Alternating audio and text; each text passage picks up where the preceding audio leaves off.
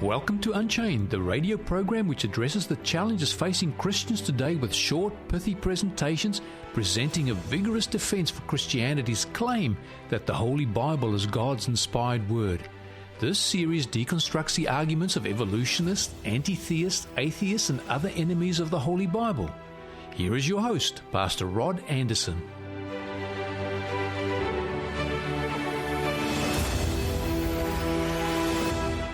Hi, I'm Rod Anderson. One of the great misconceptions within Christianity today is the belief that the Jews are still God's preeminent people who will gloriously take the gospel to the ends of the earth, leading to the conversion of the world. This recent dispensationalist error has permeated seminaries and as a consequence has corrupted entire denominations. Yet, there is not one scintilla, not one skerrick of evidence to support the teaching in the New Testament. On the contrary, there is overwhelming proof against it. For example, after the Jewish rejection of Jesus Christ, the Apostle Paul identifies spiritual Israel in the following terms. For ye are all sons of God through faith in Christ Jesus. For as many of you as were baptized into Christ have put on Christ. There is neither Jew nor Greek, there is neither slave nor free, there is neither male nor female, for you are all one in Christ Jesus.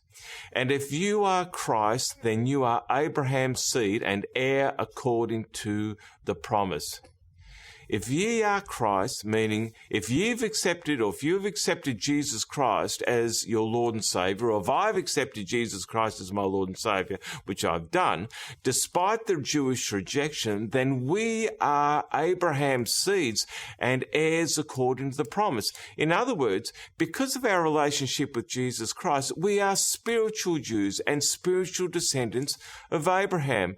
Paul says this also in Romans chapter 2, verse 28 and 29.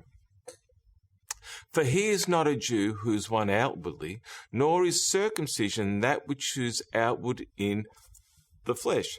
But he is a Jew who is one inwardly.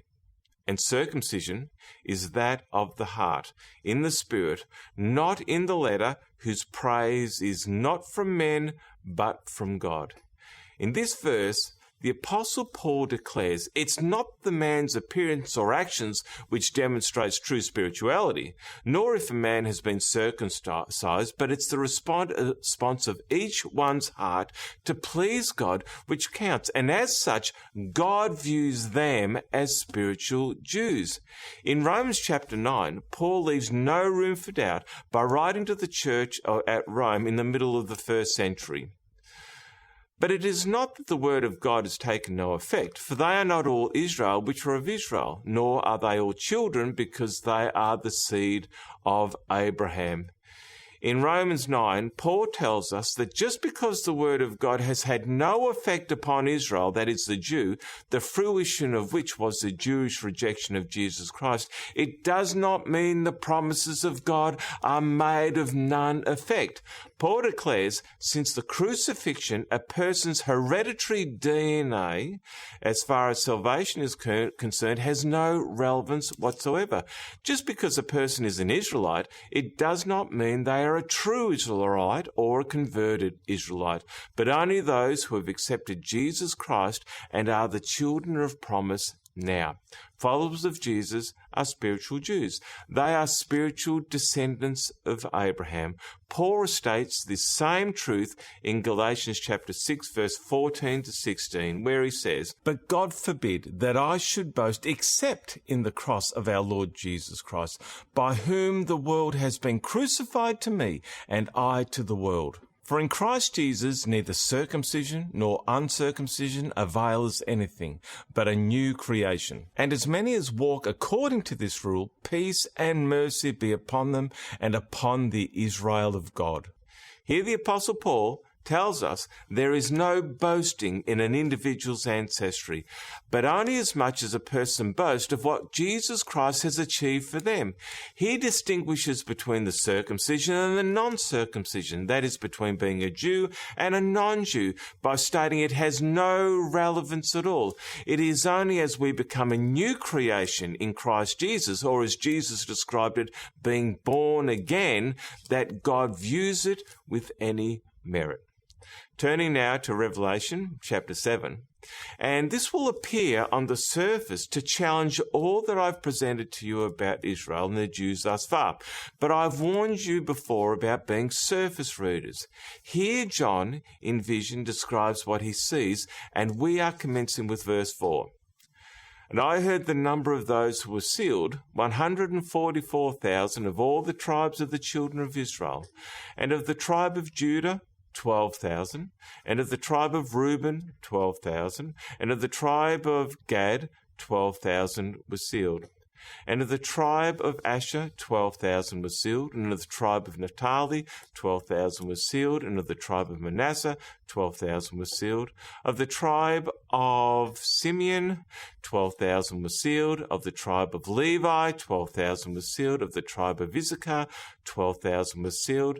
Of the tribe of Zebulun, 12,000 were sealed. Of the tribe of Joseph, 12,000 were sealed. Of the tribe of Benjamin, 12,000 were sealed.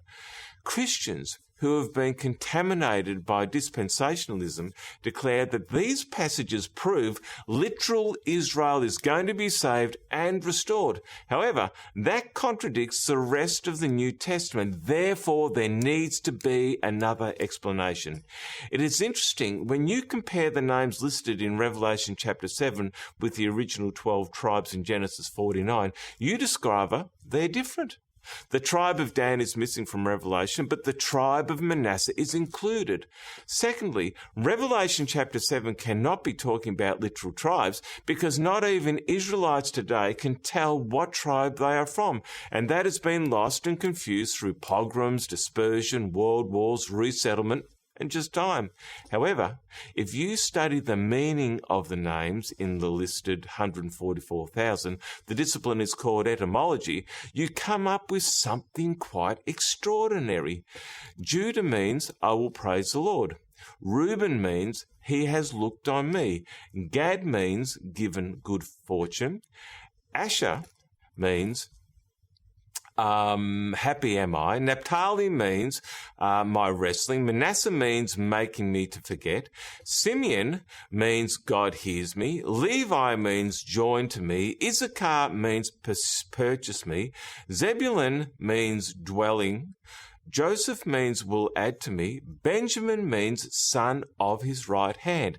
Now here is the amazing part. Look what happens when you line up the meaning of the names according to their order in Revelation chapter 7. It forms a remarkable statement declaring what God has promised to do for his elect in the last days, or God's people in the last days. I've underlined my added words to make the reading just a little bit more idiomatic. I hope that comes up on what you're about to see. I will praise the Lord, for he has looked on me and granted me good fortune. I am happy because my wrestling, God is making me to forget. God hears me and is joined to me. He has purchased me a dwelling and will add to me the son of his right hand.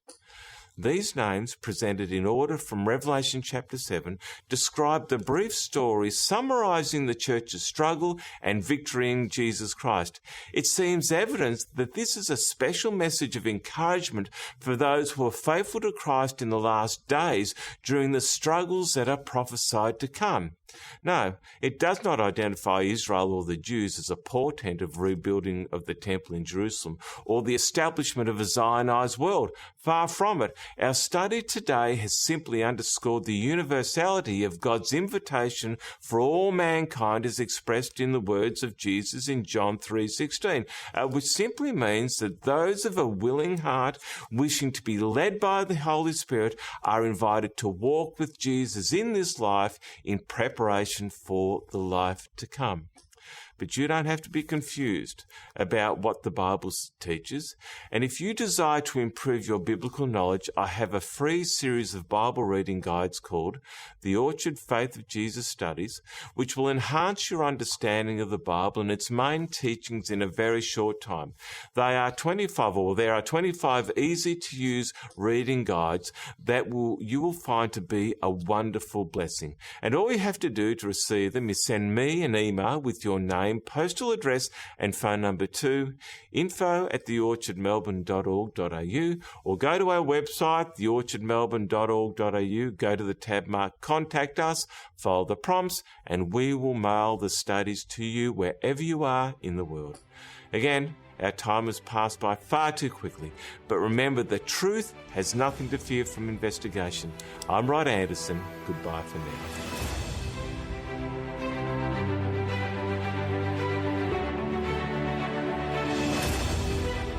You have been listening to Unchained. We look forward to your company here next time on 3ABN Australia Radio as we continue this series with Pastor Rod Anderson.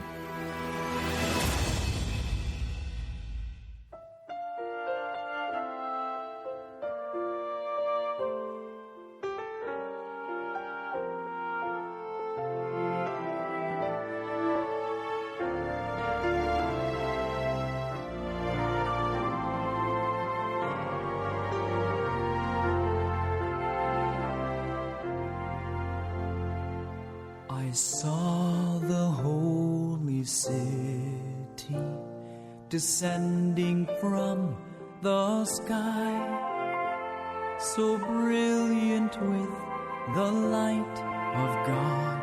The city is His bride. There is no temple in this town, no sun, no moon, no lamp. For God's own glory is its light, illuminated by the Lamb. And God Himself will wipe the tear from every weeping eye. No death, no pain, no mourning cry, and every tear may dry.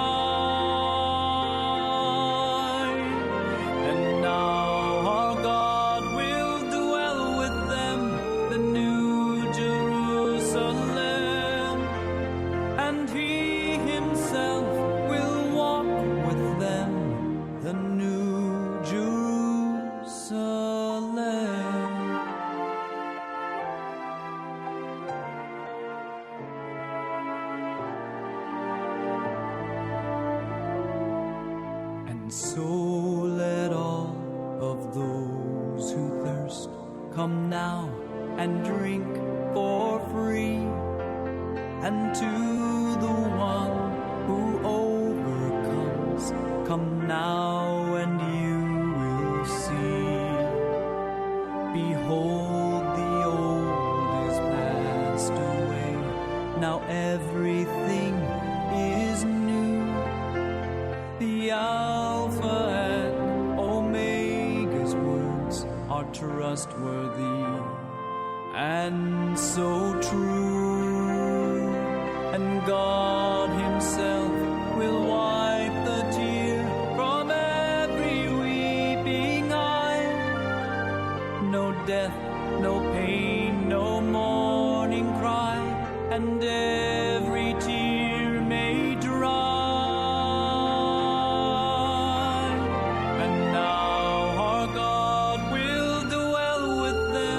The New Jerusalem, and He Himself will walk with them, the New Jerusalem. And now our God will dwell with them, the New Jerusalem, and He Himself will walk with them, the New Jerusalem, and He Himself will walk with them, the New Jerusalem.